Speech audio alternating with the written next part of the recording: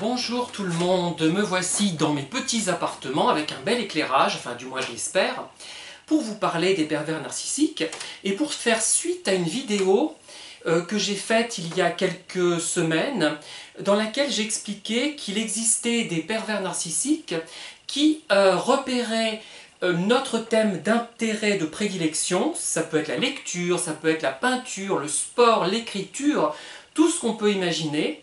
Donc il repère cette chose-là, ce critère, enfin ce thème d'intérêt très fort et même essentiel pour nous, plus qu'une passion, une nécessité parfois, et ils vont tout nous servir, être aimables à tout point de vue, à n'importe quel niveau, sauf sur ce plan-là. C'est-à-dire qu'ils vont être gentils, ils vont nous inviter à dîner, à déjeuner, nous proposer plein de sorties, voire nous faire des cadeaux, sait-on jamais, mais ils vont négliger un seul point, celui-là. Le thème qui nous tient le plus à cœur sera négligé, sera passé sous silence.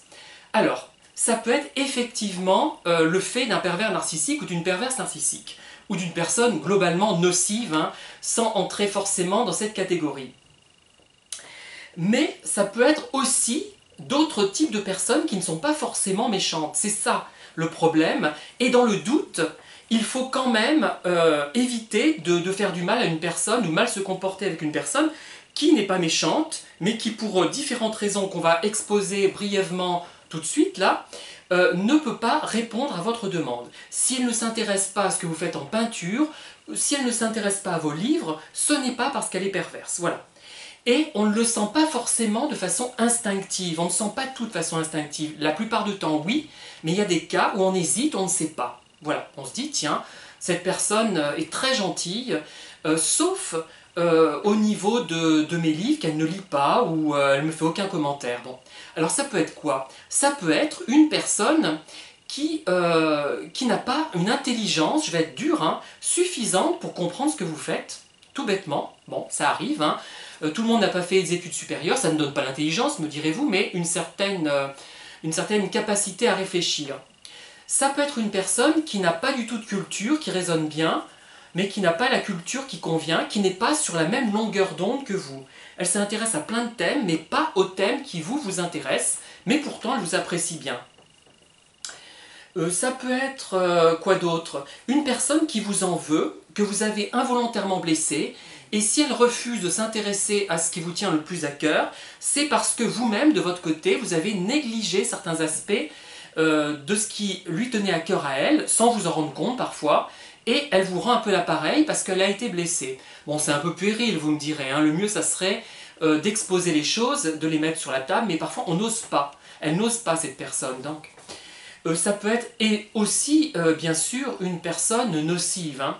Et dans tous les cas, il faut parfois continuer à communiquer avec cette personne, même si vous sentez que plutôt cette personne est plutôt nocive, hein. C'est ça le problème. Pourquoi on est obligé parfois? Je le redis parce que je pense que je n'ai peut-être pas été assez clair, hein. Donc, je récapitule. Une personne qui n'est peut-être pas assez intelligente, pas assez cultivée, qui n'est pas sur la même longueur d'onde que vous, ou que vous avez blessé involontairement, ou qui est réellement nocive. Dans tous les cas, vous êtes parfois obligé de communiquer avec cette personne, donc il faut trouver une stratégie. Alors, pourquoi vous êtes obligé de communiquer avec cette personne? Eh bien, ça peut être quelqu'un que vous voyez dans le cadre du travail tous les jours. Vous n'avez pas envie de changer de boulot, donc vous devez la subir. Et si vous en parlez à votre direction, ça ne servira généralement à rien, puisque les directions, en général, ne comprennent pas ce genre de problématique, hein. C'est quelque chose qui leur échappe, qu'elles ne veulent pas voir, je ne sais pas. Bon. Mystère, ça c'est un grand mystère de notre société actuelle.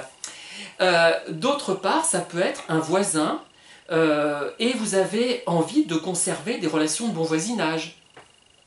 Ça peut être un membre de votre famille proche que vous êtes obligé, pour des raisons par exemple d'âge avancé, d'aller voir.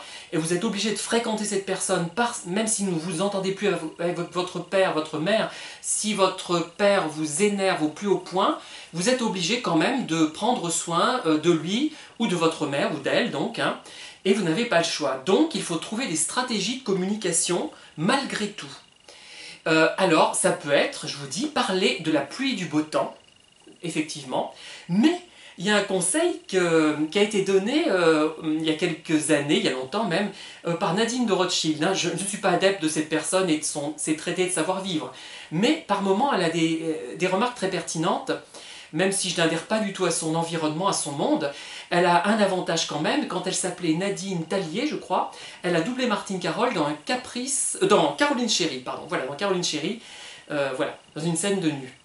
Et elle disait, mais le matin, si vous recevez des gens à table, plutôt que de ne pas savoir quoi leur dire, de rester muette, de rester muet, lisez les magazines dans la semaine, lisez des magazines, regardez un peu les articles, et abordez ces thématiques pendant le déjeuner, plutôt que de rester sottement muet ou muette.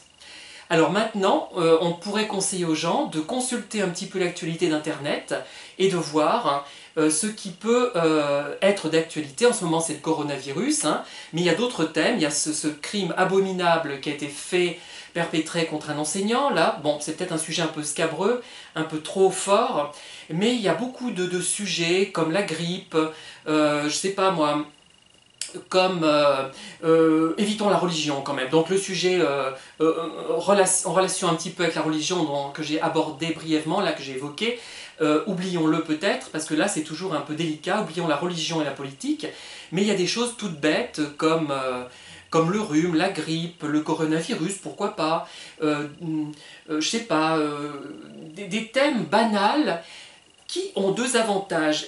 L'avantage de maintenir la communication, et l'autre avantage de ne pas donner des choses qui viennent de vous, donner des choses personnelles à des gens qui peut-être ne le méritent pas. Et en même temps, vous continuez une conversation minimale, vous n'êtes pas obligé, ça ne dure pas des heures, hein. Il y a quelques minutes parfois dans la rue, c'est tout, ça suffit. Et vous gardez une bonne relation avec cette personne qui peut être, ça c'est ça qui est important, c'est ça qui est le plus important, qui peut être une personne bien, mais qui présente, je dirais, l'une des caractéristiques que j'ai évoquées en début de vidéo. Hein. Et parfois en plus, même si cette personne est perverse, il faut apprendre à communiquer avec elle, puisque vous n'avez pas le choix, vous êtes obligé de la voir, perverse ou nocive d'une manière générale. Hein.